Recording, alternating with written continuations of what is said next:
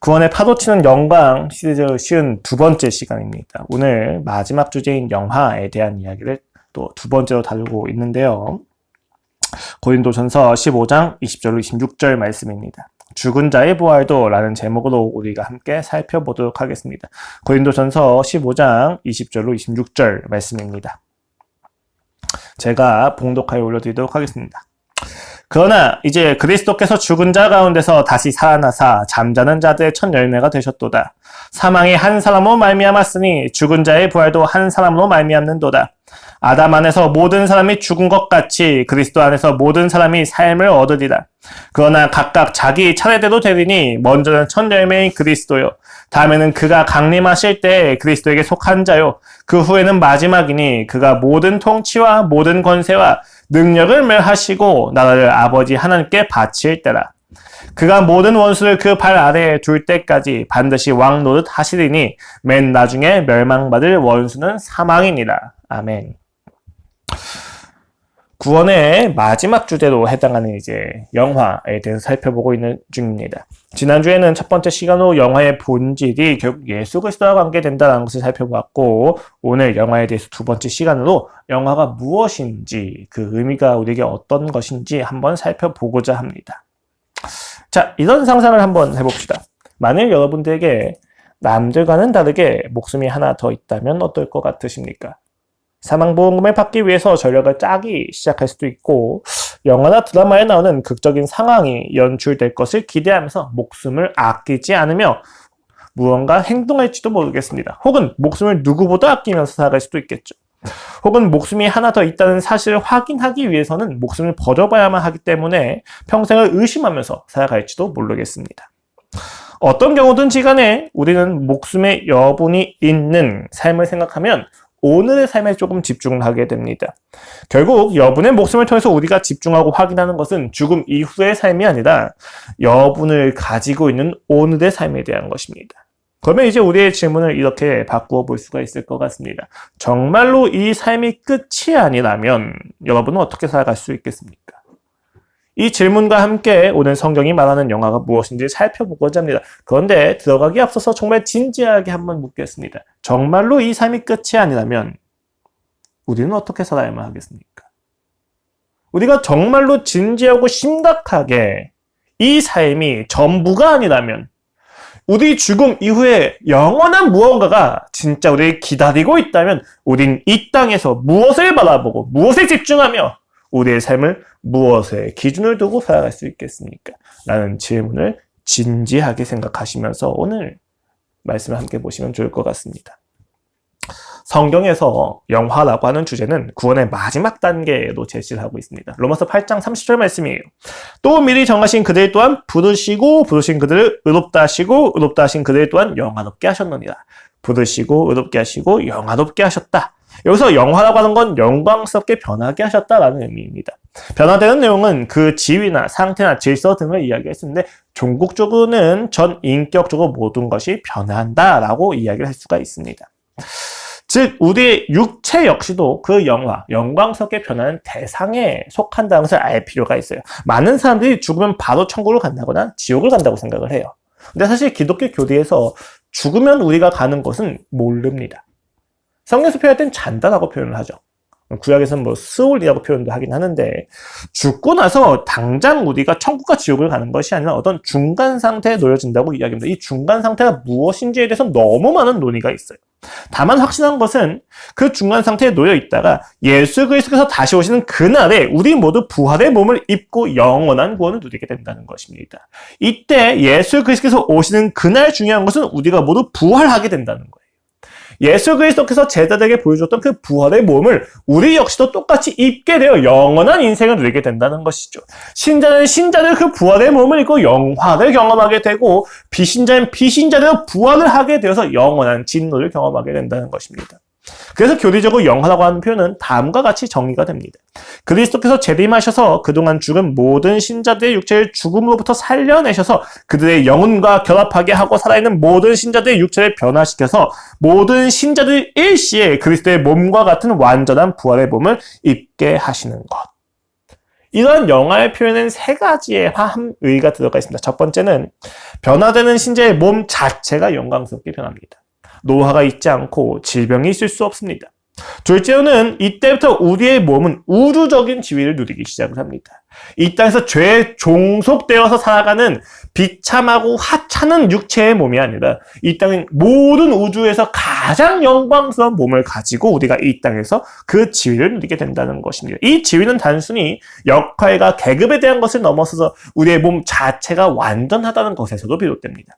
세 번째는 완전히 회복될 피조세계의 영광이 함께하기 시작합니다. 모든 피조세계는 하나님의 창조 목적을 다시금 향하기 시작할 것입니다. 그리고 그 창조의 목적 가운데서 우리는 서로 상호교통하는 가운데서 영원한 영광을 누리기 시작할 건데, 이때 상호교통하는 내용 역시도 정신적인 교감을 넘어서서 우리의 육체와 함께 실질적인 교통이 되어질 것입니다. 이러한 영화는 이미 이루어졌다고 이야기하지만 아직 이루어지지 않았기 때문에 마지막 날에 이루어질 내용을 우리가 염원하고 소망하는 내용이라고 볼 수 있습니다. 그리고 그 시기는 예수 그리스도의 재림입니다. 그 핵심의 주요한 이 이유 세 가지의 내용에는 공통적으로 부활체라고 하는 신자의 몸이 부활한다고 하는 것에 대한 사상이 함께 있습니다. 우리는 모두 예수 그리스도가 보셨던 그 부활의 몸을 입고 이 땅에서 구원을 누리게 된다는 사실을 반드시 기억해야만 합니다. 이것을 기억하는 삶에서 이 땅에서 성안을 살아낼 때 우리의 초점이 다른 것을 향하지 않을 수 있기 때문입니다. 어떻게 그럴 수 있느냐? 이것을 보다 잘 이해하기 위해서 고린도전서 15장의 말씀을 우리가 좀 더 깊이 살펴보도록 하겠습니다. 고린도 교회는요, 바울이 2차 전도 여행 때 1년 반 정도 동안 머물면서 세운 굉장히 많은 애환이 담겨져 있는 교회입니다. 그가 그 교회를 두고 또 다른 지도자를 세운 다음에 또 다시 선교 여행을 떠나게 됩니다. 그리고 다시 돌아왔다가 나중에 3차 전도 여행 때 또 떠나면서 에베소에 머물면서 고린도 교회에서 있었던 여러 가지 소식을 듣게 됩니다. 문제가 한두 가지가 아니에요. 그래서 그가 여러 차례 편지를 보냅니다. 근데 여러 차례 편지를 보냈는데 그 편지가 오히려 오해되어가지고 고린도 교회 안에 많은 분란이 일어나기 시작을 해요. 그 분란을 정리하고 그 분열을 정리하고 또 그 외에 이들이 가지고 있는 여러 가지 질문에 대답하기 위해서 그가 펜을 들었는데 그 펜을 들고 쓴 서신서가 고린도전서입니다. 온갖 문제가 다 있었죠. 교회는 분열이 가득했고요. 세상의 권위를 교회로 가지고 들어와서 법적 소송의 문제가 빚어지기도 했습니다. 결혼과 우상숭배, 젠더 이슈와 주의 만찬에서 벌어진 빈부 차이의 문제, 은사를 가지고 자랑하는 자들에 대한 문제까지 굉장히 다양한 문제가 이 상태에 있었습니다. 그들이 겪었던 문제와 오늘날에 우리가 겪는 문제가 그렇게 다르지 않다는 점에서 대동소이하다는 점에서 우리가 굉장히 많은 인사이트를 얻기도 합니다. 어찌되었든지 간에 바울은 그 모든 문제에 대하여 하나씩 고린도전서를 통해서 대답을 해주고 있는데 그 모든 문제에 대한 결론으로 다음을 이야기합니다. 16장 13절이에요. 깨어 믿음에 굳게 서서 남자답게 강건하라. 너희 모든 일을 사랑으로 행하라. 믿음으로 굳게 서서 남자답게 강건하라. 그리고 사랑으로 행하라. 믿음의 대상은 예수 그리스도이시고 그 사랑을 행하는 본 역소 예수 그리스도입니다. 즉 바울은 그 모든 문제를 종합하는 결론으로서 너희가 예수 그리스도 안에서 앞선 모든 문제에 대해서 예수 그리스도가 어떻게 하셨을지에 대해서 생각하면서 너희의 마음과 스탠스를 취해라 라고 이야기하는 것이죠. 다만 저는 여기서 조금 더 구체적으로 들어갈 필요가 있다고 생각합니다. 고린도전서에서 강조되어진 믿음의 내용이 무엇이냐는 거죠. 고린도전서에서 이야기하는 예수 그리스도를 본으로 삼는 삶의 모습이 무엇이냐라는 것입니다.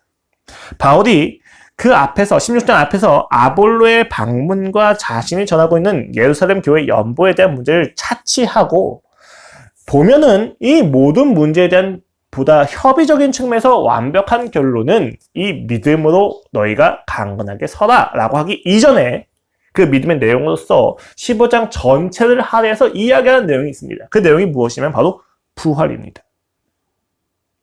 한 개의 장, 50 몇 개의 구절을 차치하는 그 비중으로 앞선 1에서 14장까지 있었던 모든 논의와 문제와 분열과 여러 가지 이슈들에서 그가 정리하는데 그 정리하는 내용이 무엇이냐? 부활입니다. 한번 같이 볼까요? 13절 이하를 보면 조금 더 이제 구체적으로 이해할 수가 있어요. 제가 천천히 읽어드릴게요. 만일 죽은 자의 부활이 없으면 그리스도도 다시 살아나지 못하셨으리라. 그리스도께서 만일 다시 살아나지 못하셨으면 우리가 전파하는 것도 헛것이요. 또 너희 믿음도 헛것이며 또 우리가 하나님의 거짓 증인으로 발견되리니 우리가 하나님이 그리스도를 다시 살리셨다고 증언하였습니다. 만일 죽은 자가 다시 살아나는 일이 없으면 하나님이 그리스도를 다시 살리지 아니하셨으리라. 만일 죽은 자가 다시 살아나는 일이 없으면 그리스도도 다시 살아나신 일이 없었을 터이요. 그리스도께서 다시 살아나신 일이 없으면 너희의 믿음도 헛되고 너희도 여전히 죄 가운데 있을 것이요. 또한 그리스도 안에서 잠자는 자도 망하였으리니 만일 그리스도 안에서 우리가 바라는 것이 다만 이 세상의 삶뿐이면 모든 사람 가운데 우리가 더욱 불쌍한 자입니다. 신자의 부활 그리고 그리스도의 부활, 그 부활이 없다면 우리가 가진 모든 믿음은 헛됩니다.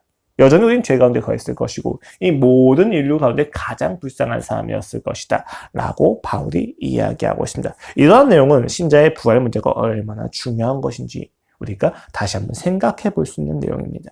자, 이것을 토대로 고린도전서를 보았을 때 우리는 앞선 모든 문제가 결국 그 부활을 믿지 않음에서 비롯되었다고 보셔도 과언이 아니라는 것을 알 수가 있습니다. 오늘날 굉장히 많은 교회가 이 분열을 겪고 있죠. 우상 숭배에 대한 문제를 겪고 있고 빈부 차이에 대한 문제를 겪고 있고 자랑과 시기와 질투와 탐욕에 대한 문제를 교회 안에서 겪고 있습니다. 근데 그 모든 것을 겪고 있는 고린도 교회에 대해서 바울이 이야기할 때 너희가 부활을 믿지 않는다라고 이야기하고 있다는 거예요. 그렇다면 오늘날 우리가 다시 한번 이 문제에 대해서 깊이 생각해 볼 때 우리가 초점을 가져야 될 것은 바로 우리가 부활에 대한 믿음이 얼만큼 있느냐라는 것으로 다시 한번 생각이 된다는 것입니다. 가장 먼저 우리는 고린도 교회도 부활을 믿지 않는 이들이 있었다는 사실에 주목을 할 필요가 있어요. 이들은요, 사두개인처럼 부활을 부인하는 이들이 아니에요. 당시에 부활을 믿지 않는 이들이 두 가지 종류가 있어요. 첫 번째는 유대교. 사두개인들 같은 경우는 부활을 믿지 않았죠. 두 번째로 헬라. 그러니까 그리스인들의 철학을 받은 영지주의 운동의 영향을 받은 자들은 부활을 믿지 않았습니다. 자, 이 유대교는 왜 부활을 믿지 않습니까? 간단하죠. 그들은 현세에서 구원을 얻어야만 하는 사람들이기 때문이에요. 이들의 구원은요, 하나님께서 이 땅에 오셔서 자기들 바로 구원하셔서 모든 국가들 위해 세워주는 구원입니다. 그들에겐 내세는 있을 수가 없습니다. 그러니까 부활 자체가 없죠. 왜요? 죽으면 끝나버리는 거예요. 그러니까 이들이 바라는 구원은 오직 이 땅에서 누리는 구원입니다. 그렇게 되다 보니까 병폐가 생기죠. 무엇입니까? 이들은 자기 나름대로 진지하고 또 심각하고 또 진정성을 다해서 현세에서의 구원을 누리려고 열심히 살았겠지만 결국 이 부활을 믿지 않고 현세에 집중하는 이들의 인생은 반드시 현세에 함몰되기 시작합니다. 실제로 당시 사두개인들 중에서 로마 국가의 권력과 결탁하지 않은 자가 없었어요. 그들은 이들에서 모든 부유함을 누리게 됩니다. 왜 그렇습니까? 내세의 소망이 없으니까 이 땅에서 하나님이 아니더라도 자기의 삶을 누리게 해줄 수 있는 무언가가 있으면 완전 집중해버리는 거예요. 내가 하나님을 믿는데 하나님이 좋아서 믿는 것이 아니라 하나님을 통해서 얻어질 유익이 있기 때문에 믿는 것이기 때문에 이들의 삶에서는 하나님이 아니더라도 그 유익이 있다면 아무런 상관이 없는 거예요. 그래서 하나님 대신에 로마 황제를 거기다 두고 자신의 삶을 누리기 시작합니다. 부활을 믿지 않는 이들의 인생은 현세에 함몰되어 버렸다는 거죠. 유대교에서 부활을 믿지 않는 자들이 그렇게 살아갑니다. 또 한편 헬라의 영지주의의 영향을 받아서 부활을 믿지 않는 자들이 있어요. 이들이 부활을 믿지 않는 이유는 굉장히 간단하죠. 육체는 악한 것이기 때문입니다. 물질적인 건 악한 거예요. 그들이 생각하는 창조 원리에 따르면요, 정신적인 것은 선하고 그 선한 것의 찌꺼기와 같이 남은 것이 육체입니다. 그러니까 그들이 내세에 대한 소망이 있긴 한데 그 내세에 대한 소망은 전적으로 이 육체를 벗어난 정신과 영혼의 영역일 것이에요. 근데 이들이 생각할 때 육체가 악한데 죽었는데 부활을 한다? 말이 안 되는 거죠. 그들이 생각하는 부활이라고 하는 것은 있을 수가 없어요. 왜요? 드디어 내가 이 육체에서 벗어났는데 다시 육체라고 하는 감옥에 들어간다고 말이 안 되라고 하는 것이죠. 자, 이렇기 때문에 이들은 현세가 아니라 내세에 집중을 합니다. 내세에 집중하고 있는 이들의 삶에 오는 병폐는 무엇입니까? 이 땅에서 완벽하게 육체를 검열하는 율법주의적인 금욕으로 살아갑니다. 혹은 이 땅에서 어차피 육체를 벗어버리기 때문에 이 육체를 마음껏 방탕하게 쓰는 방종이 나타나게 되죠. 그러다 보니까 이들은 내세에만 집중해서 현세의 삶을 버려버립니다. 여기서 방종으로 산다고 하니까 오히려 현세에 함몰된 것 아니냐라고 질문을 품을 수가 있는데 아니에요. 그들이 이 땅에서 마음대로 살아가는 건요, 이 땅에 어차피 소망이 없기 때문에 체념한 인생을 살아가는 거예요. 그러니까 육체는 마음대로 써도 상관이 없는 거죠. 내 육체가 얼마나 더러워도 상관이 없어요. 그러니까 막 살아가는 거예요, 이들은. 자, 여기 되게 재밌는 거 우리가 볼 수 있죠. 유대교에서 부활을 반대하는 자들이 있고 믿지 않는 자들이 있고 헬라의 영향을 받아 그리스도인 중에서도 육체의 부활을 반대하는 자들, 부정하는 자들이 있습니다. 이 둘이 각자 다른 양상으로 나타나죠. 유대교에서 부활을 부인하는 자들은 현세에 집중을 하고, 그리스의 영향을 받아서 헬라와 영지주의 영향을 받아서 부활을 부인하는 자들은 내세에 집중을 합니다. 자, 둘 다 공통적으로 현세와 내세가 분리가 되어 있습니다. 분리가 되어 있다 보니까 분리된 양 극단 중에 하나를 선택해서 집중을 하는 것이죠. 웃기지 않습니까? 그들의 결국은 현세와 내세가 분리되는 것을 통해서 이 땅에서 살아갈 때 사랑을 실천하지 않습니다. 현세에 함몰되면 함몰될수록 내 인생에 내세에 무언가 있을 기준이 있기 때문에 이 땅에서 보다 높은 가치를 실천하고 살아가는 것에는 전혀 관심이 없죠. 내세에 함몰되면 함몰될수록 이 땅의 인생은 쓰레기이기 때문에 이 땅에서 내가 이웃사랑을 할 필요가 전혀 없습니다. 둘 다 지극히 이기적인 삶을 살아갈 수밖에 없다는 것이죠. 그것이 바로 고린도 교회가 겪고 있는 문제였습니다. 그들이 겪고 있는 모든 문제의 핵심이 무엇입니까? 사랑이 없어 서로가 다투고 있다는 것입니다. 그들은 그 현세에 함몰되어 있거나 혹은 내세에 함몰되어서 자신들의 인생을 버려가고 있다는 것이죠. 그들은 하나님과 무관하게 살아갑니다. 현세와 내세가 분리되었을 때 우리는 사랑을 하지 않는 죄악에서 벗어나지 못하게 됩니다. 현세가 중요한 이들은 사랑을 버리고 권력을 취합니다. 내세가 중요한 이들은 권력을 버리고 개인적이고 비밀한 유토피아를 꿈꾸기 시작합니다. 아까 말씀드렸듯이 이웃 간의 사랑은 아무런 필요가 없는 가치로 전락을 하게 되는 것이죠. 그래서 바울은 이와 같이 이야기합니다.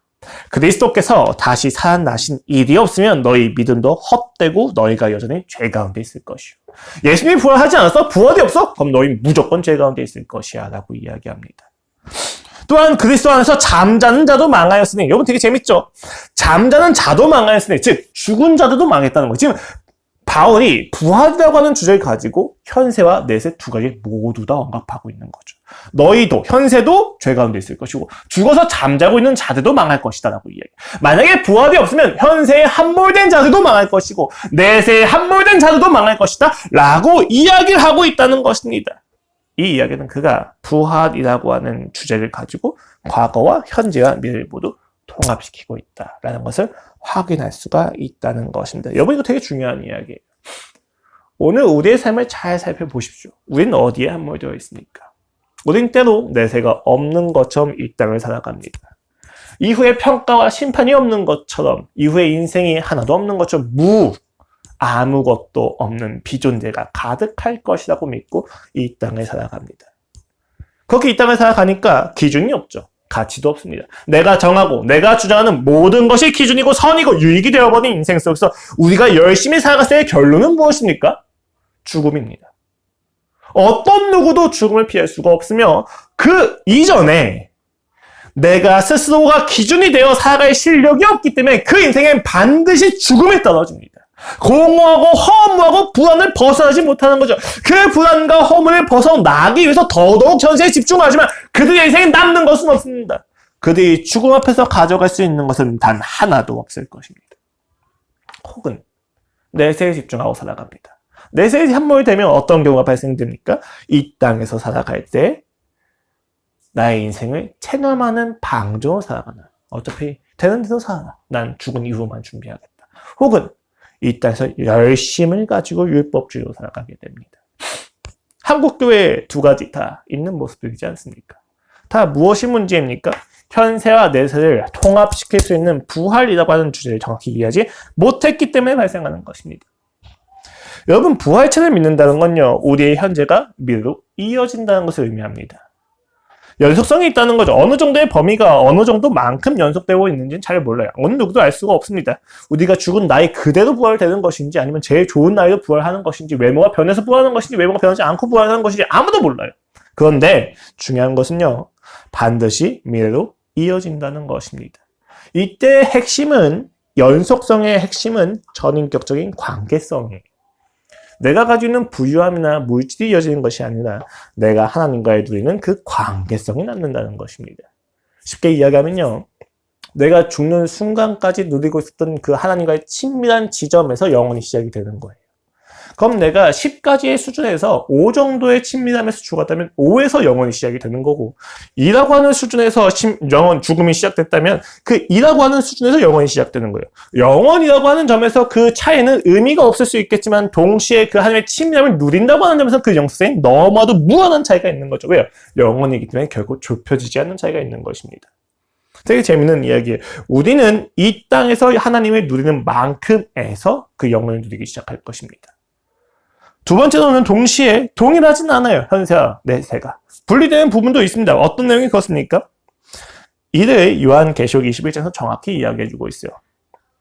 내가 들으니 보좌에서 큰 음성이 나서 이르되 보라 하나님의 장막이 사람들과 함께 있으니 하나님이 그들과 함께 계시리니 그들은 하나님의 백성이 되고 하나님이 친히 그들과 함께 계셔서 모든 눈물을 그 눈에서 닦아주시리니 다시는 사망이 없고 애통하는 것이나 곡하는 것이나 아픈 것이 다시 있지 아니하리니 처음 것이 다 지나갔습니다. 보좌에 앉으신 이가 이르시되 보라 내가 만물을 새롭게 하노라 하시고 또 이르시되 이 말은 신실하고 참되게 기록하라 하시고 그 내세에는 우리가 이 땅에서 겪는 모든 고통과 아픔과 죄의 결과들과는 상관없는 인생을 살아가게 될 것입니다.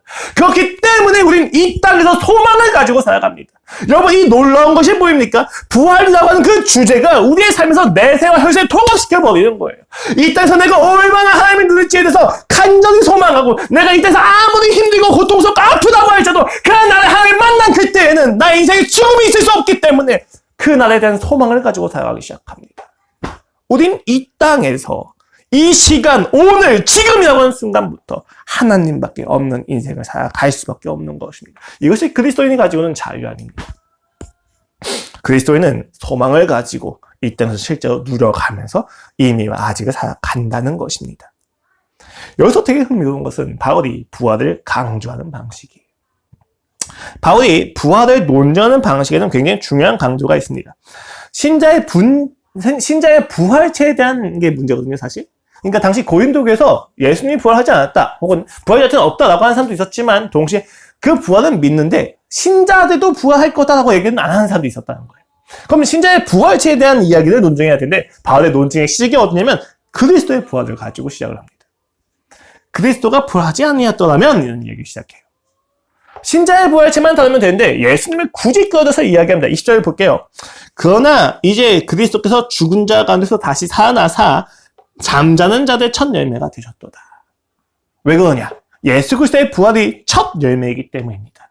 여러분, 첫 열매라고 하는 표현은 그 후에 열매가 있다는 사실을 함의하고 있는 전제적 표현인 거죠.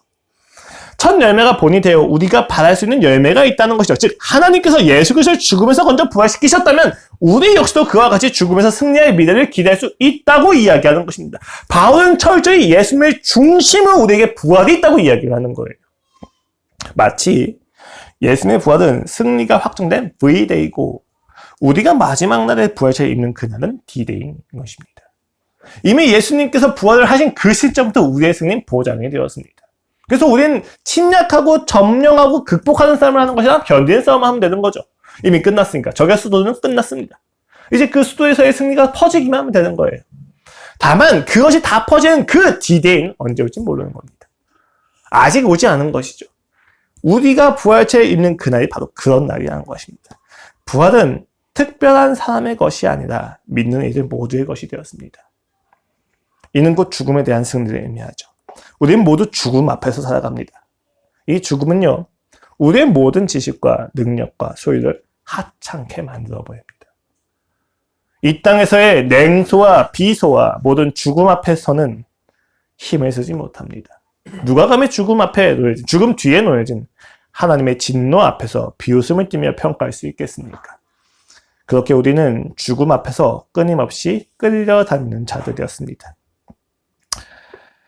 그 죽음이 너무 두렵기 때문에 우린 그 죽음을 잊기 위해서 여러 가지 회피책을 내놓기도 합니다. 현세에선 여러 가지 중독이 있고 내세에 대해서 여러 가지 공상적인 생각을 합니다. 그러나 모두 불가능합니다. 죽음을 넘어설 방법은 단 한 가지도 없습니다. 그 죽음 앞에서 우리는 떨며 두려워하며 진지함을 되찾아야만 합니다.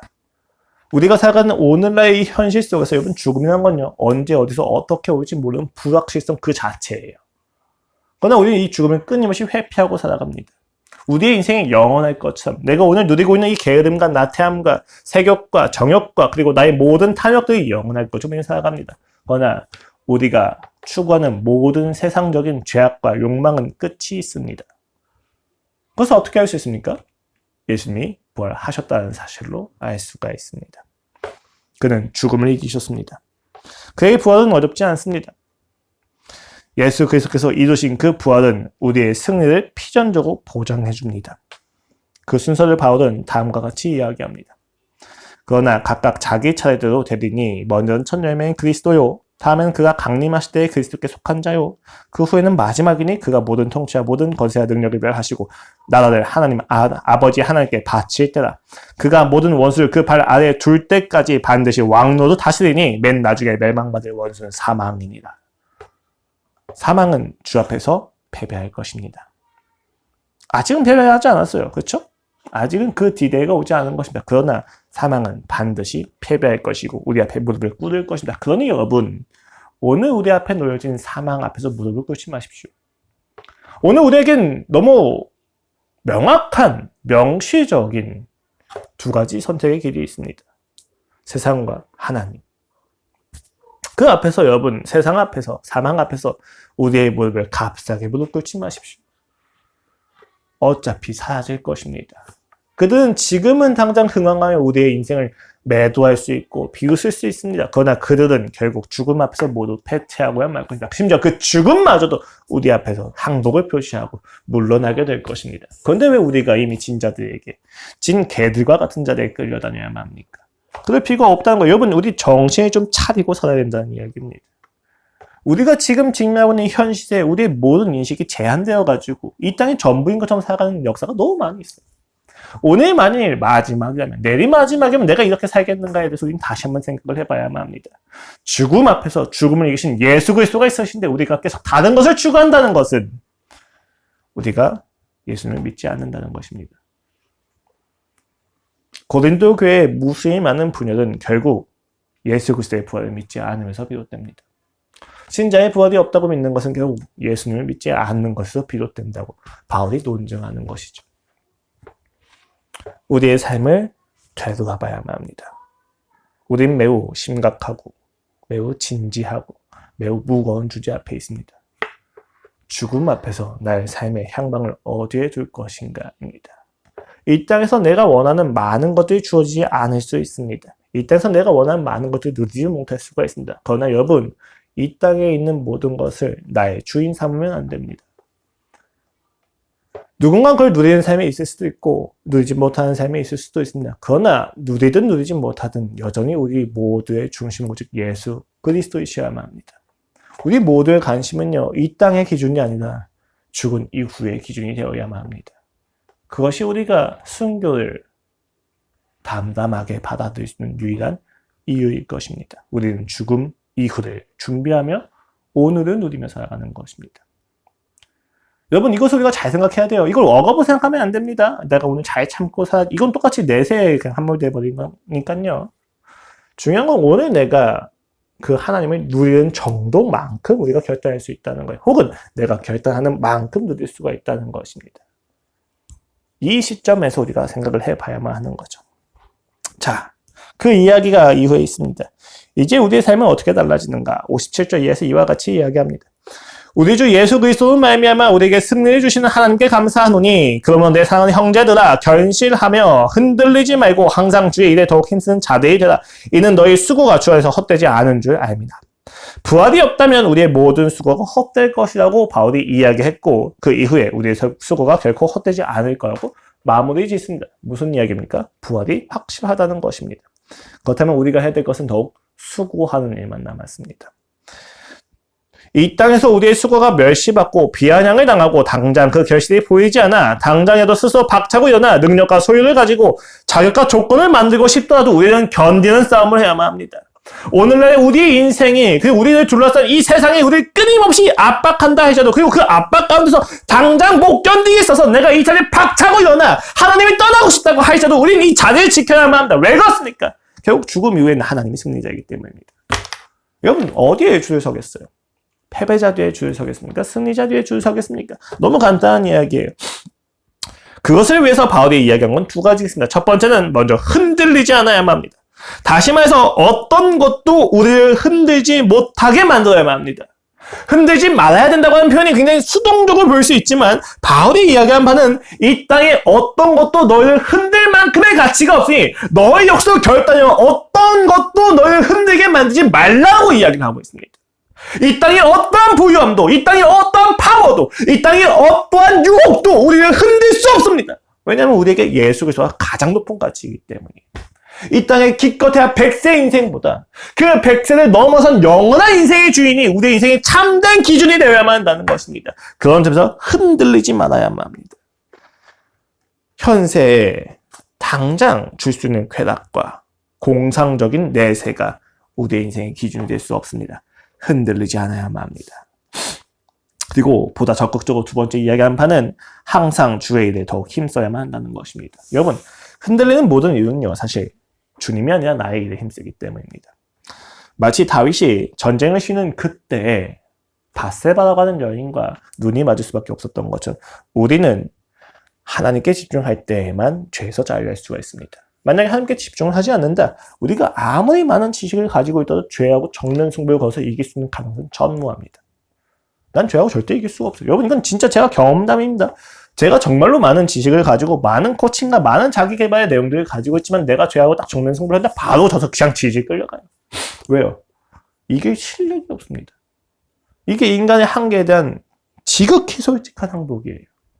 우리가 어떻게 죄를 이길 수 있습니까? 사망을 가지고 있는 죄를 이길 수가 없는 거예요. 우리가 할 수 있는 유일한 것은요, 주님의 일에 힘쓰는 것입니다. 여러분, 이걸 우리가 곡해하면 안 돼요. 제가 여러분한테 지금 당장 선교를 가라, 나의 인생의 모든 것을 버리고 주님에게 헌신해야 된다라고 이야기한 건 아니에요. 그런데 여러분, 정말 심각하게 도전합니다. 만약에 나의 삶에서 일상을 주님의 것으로 누리지 못하겠다면 차라리 일상을 버리고 주님께 집중하는 게 나았습니다. 무슨 말인지 이해가 되십니까? 만약에 우리의 삶에서 내가 일상 가운데 하나님을 누리거나 하나님께 집중을 하지 못하거나 혹은 내가 하나님의 일에 신경을 쓰지 못한다면 차라리 나의 인생을 다 버리고 지극히 인간의 의지적인 결단을 가지고서라도 차라리 선교의 현장에 가는 것이 훨씬 유익할 것입니다. 왜요? 일상 가운데서 만나지 못하는 것이 언제까지 지속될 줄 알 수가 없기 때문이에요. 우리의 인생을 한 번은 결단할 필요가 있습니다. 여러분이 부도심이 어디에 있는지 모르겠다면 차라리 여러분의 일상을 버리고 여러분의 일상을 보다 극적이고 하나님을 만날 수밖에 없는 장소로 여러분을 던지는 것이 보다 현명하다고 생각합니다. 왜 그러냐면 결국은 죽음 이후에 우리가 살아가야 될 삶은 하나님의 주권에 있기 때문입니다. 여러분, 저는 기본적으로요, 일상이 굉장히 중요하다고 생각하는 사람이에요. 저랑 같이 살아오신 분들은 너무 잘 아실 거예요.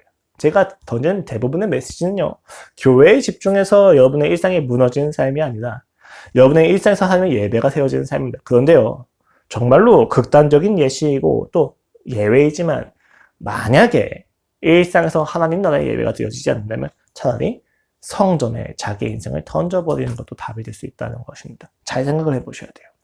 바울이 주의 일에 더욱 힘써야 된다고 하는 이야기의 의미는 지금 제가 말씀드린 의미는 아닙니다.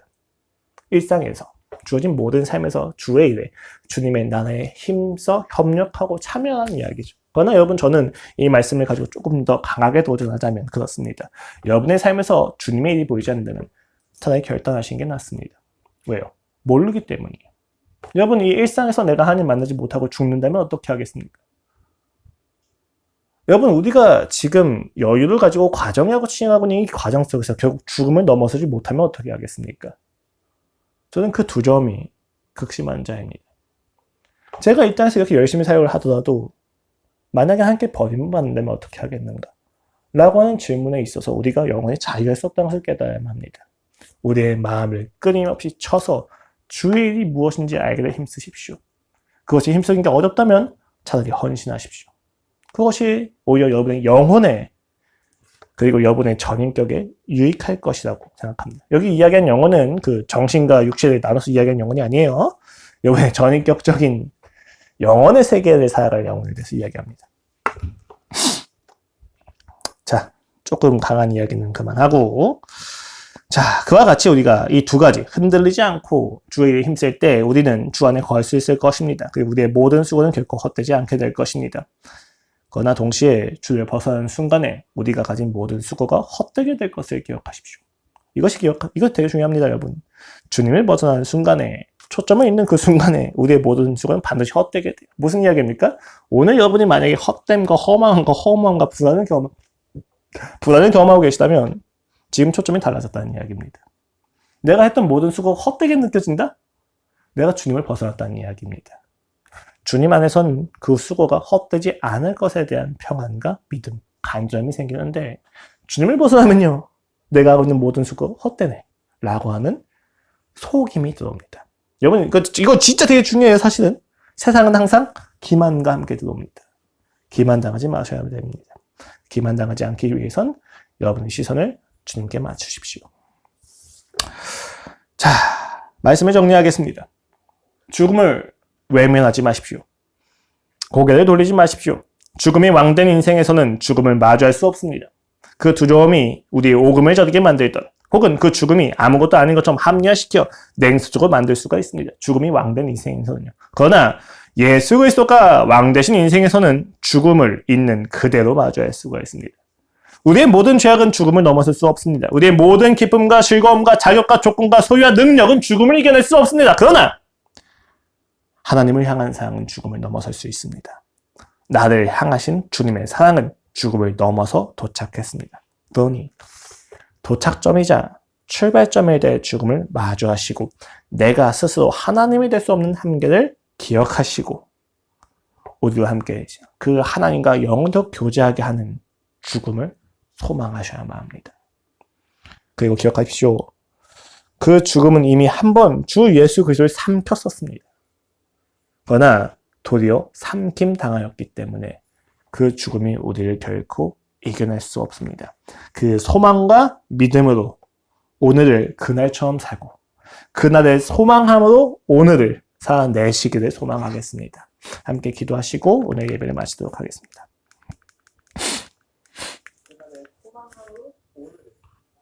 아이고.